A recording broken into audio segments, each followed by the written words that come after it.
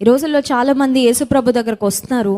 వచ్చిన తర్వాత లోక భోగాలను, లోక సౌఖ్యాలను విడిచిపెట్టలేక తాము ఏ పాపాలకు అలవాటు పడిపోయారో, ఏ పాత జీవితానికి అలవాటు పడిపోయారో దాన్ని విడిచిపెట్టి బ్రతకలేక మళ్ళీ లోకంలోకి వెళ్ళిపోతున్నారు.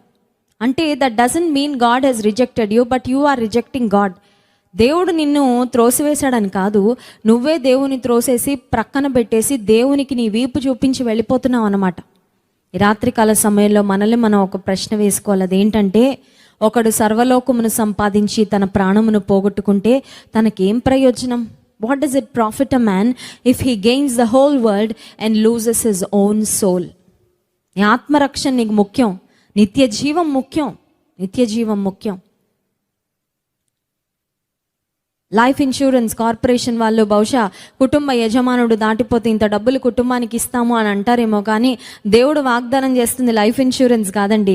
దేవుడు వాగ్దానం చేస్తుంది లైఫ్ ఇటర్నల్. హల్లెలూయా. ఇటర్నల్ లైఫ్, నిత్య జీవం. నిత్య జీవం, నిత్యము ఆయన సన్నిధిలో ఉండి నిత్యము యుగయుగాలు ఆయన సన్నిధిలో ఆనందించే ఆ గొప్ప భాగ్యం.